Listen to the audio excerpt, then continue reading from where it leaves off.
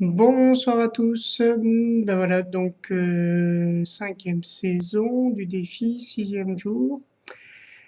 Alors, ça continue de bouger pas mal et les choses commencent vraiment à apparaître puisque c'était un peu mon défi donc je vous ai parlé un peu de ma situation justement de un peu de difficulté à voir le positif et donc à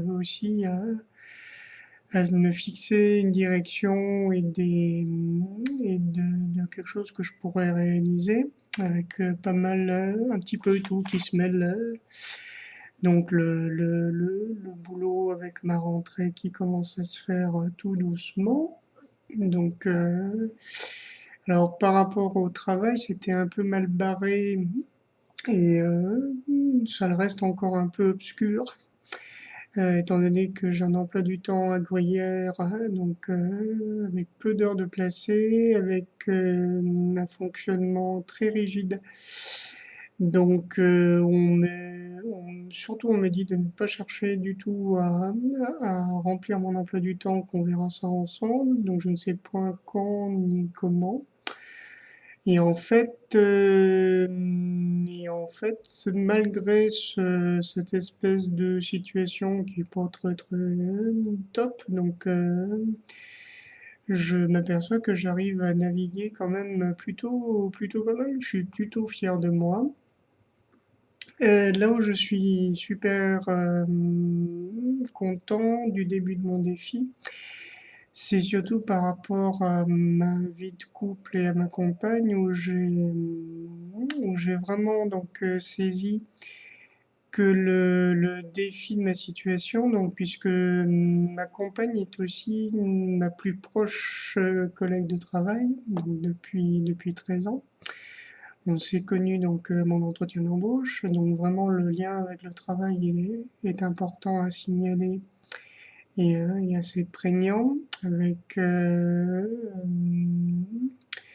dirais pas des tensions qui sont dues, mais en tout cas, j'ai pu noter ces derniers jours que on a une approche du travail qui peut être assez similaire dans les méthodes de travail, dans notre approche du boulot, dans notre intérêt pour le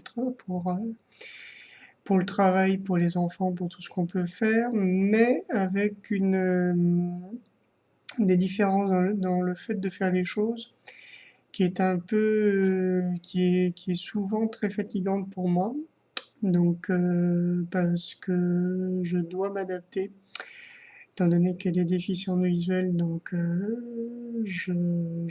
y a des besoins particuliers, une certaine façon de faire les choses qui me convient pas toujours, naturellement, et donc du coup, il y a parfois, donc je dois prendre sur moi. Et en fait, je crois que j'ai saisi, ce que j'ai compris, c'est que ces moments d'énervement qui peuvent se retrouver quand on travaille, mais aussi dans notre vie de couple. Pour l'instant, nous ne vivons pas ensemble. Donc, pour des tas de raisons, elle ne le veut pas. Moi, ça m'est difficile, vu mon salaire, d'envisager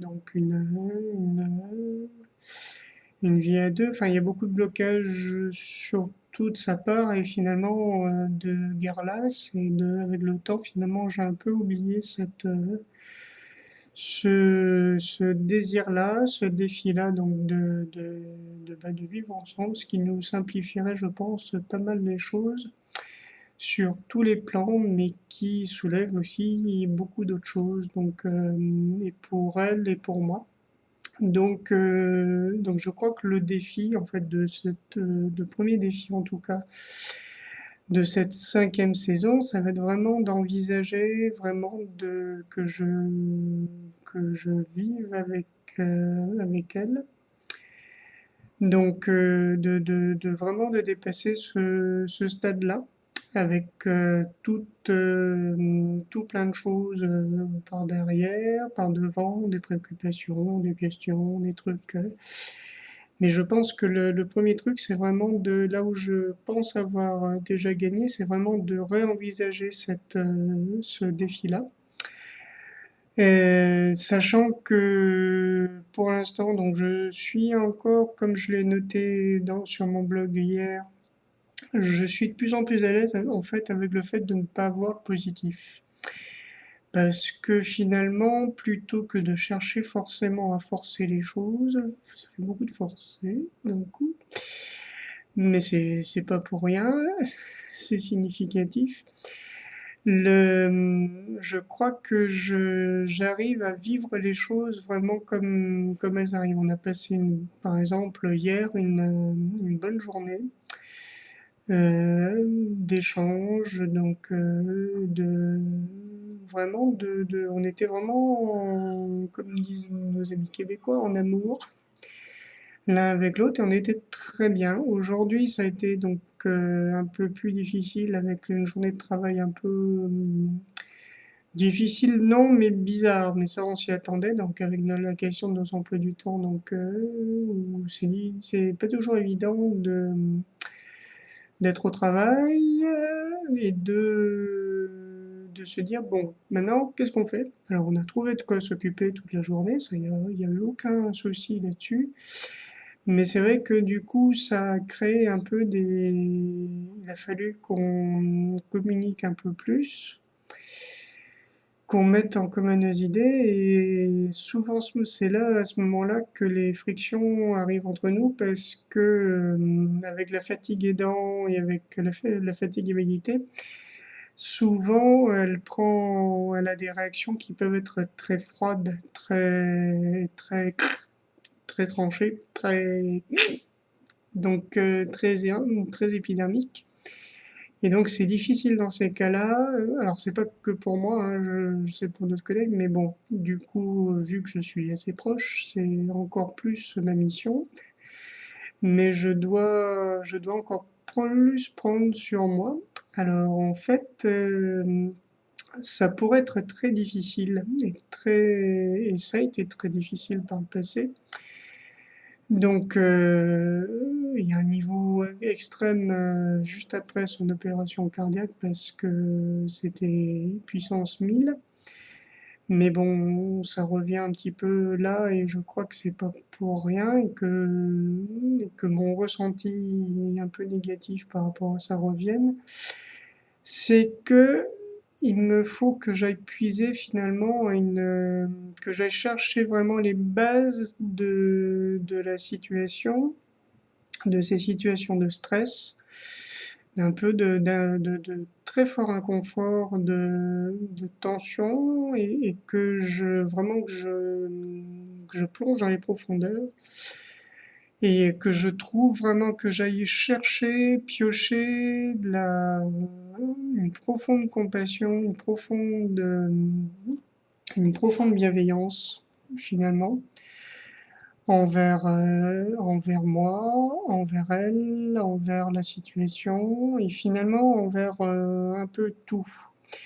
Et je m'aperçois que c'est peut-être un peu ça le bienfait caché dans les profondeurs de cette situation-là, c'est d'aller chercher vraiment le joyau de la compassion. C'est que c'est très facile d'éprouver de la bienveillance, de la compassion, de l'amitié, enfin bref, des émotions positives envers des personnes où finalement, bon, il se passe pas grand-chose, ou qu'on est d'accord, ou qu'on est... et c'est beaucoup plus difficile dans les périodes on va dire de conflit, ou dans les tensions. Donc vraiment, c'est une situation qui me pousse vraiment à développer un équilibre, à vraiment chercher l'équilibre dans la situation, et c'est là où ça devient intéressant, et c'est là où ça devient un vrai défi. Et je crois que le premier défi pour qu'on puisse s'installer ensemble et vivre ensemble, c'est que je développe vraiment cette dimension-là. Donc, je sens vraiment que la compassion et la bonté, la gentillesse, tout ça, qui sont souvent perçus comme une espèce de faiblesse, une douce faiblesse un peu doucereuse, etc., finalement, sont vraiment les clés pour manifester vraiment tout ça. Donc je suis vraiment reconnaissant d'avoir pu faire ça.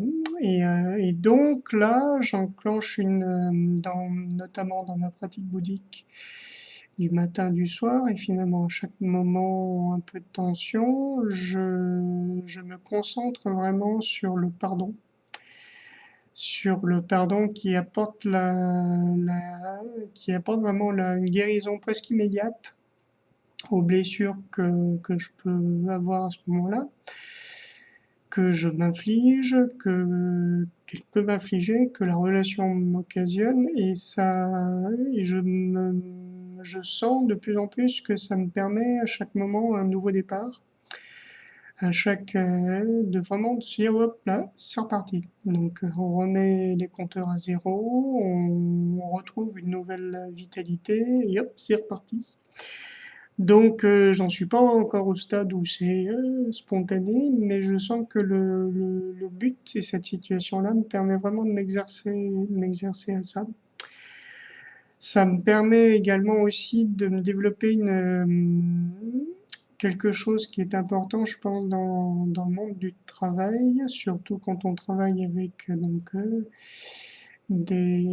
du public, et là donc un public de jeunes donc déficients visuels et voire plus, donc souvent avec des troubles associés, puis avec des troubles aussi en termes affectifs, en termes de relations familiales, en termes enfin vraiment de multiples difficultés, de développer vraiment un sens de la coopération et du mélange d'idées.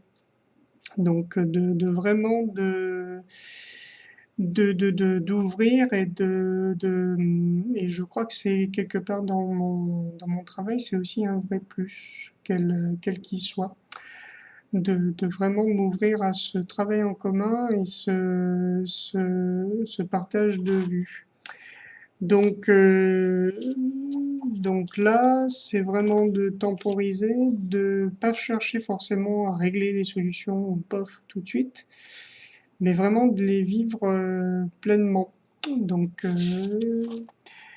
et ça me permet finalement là où je suis, là aussi où je suis le plus heureux quelque part de cette situation-là, c'est que ça me permet vraiment donc du coup, en cherchant vraiment toute cette bienveillance intérieure, ça me permet, je sens aussi très profondément de me connecter vraiment ce qu'on appelle Dieu, ça, dans certains endroits. Donc, moi, je l'appelle, enfin, du fait de ma religion, l'état de Bouddha qui entre en chacun de nous, c'est le potentiel vraiment infini. La vie dans les profondeurs sous son côté le plus merveilleux, ça me permet vraiment de renforcer ma connexion vraiment à cet état de Bouddha en le cherchant continuellement et donc en le manifestant continuellement également. Et donc du coup, de vivre les situations, même quand elles me paraissent difficiles, avec une estime de moi et comment dire, un sens humilité, pas au sens littéral du terme, c'est-à-dire que je mérite telle chose ou telle chose, mais vraiment quelque chose oui, de m'ouvrir à la valeur de ma vie. Donc c'est vrai que c'est pas un défi super extraordinaire de l'extérieur. Je ne vais pas gravir de l'annapurna. Je ne vais pas devenir président, directeur général de telle société. Je ne vais pas sauver des milliards de gens. Mais par contre, je sens vraiment qu'il y a quelque chose qui se passe dans les profondeurs et je pense que c'est aussi la construction de base solide pour ma vie. Voilà, je vois que j'ai été très très très bavard. Merci beaucoup pour ceux qui m'ont écouté jusqu'au bout et donc on se retrouve très bientôt. Bisous bisous.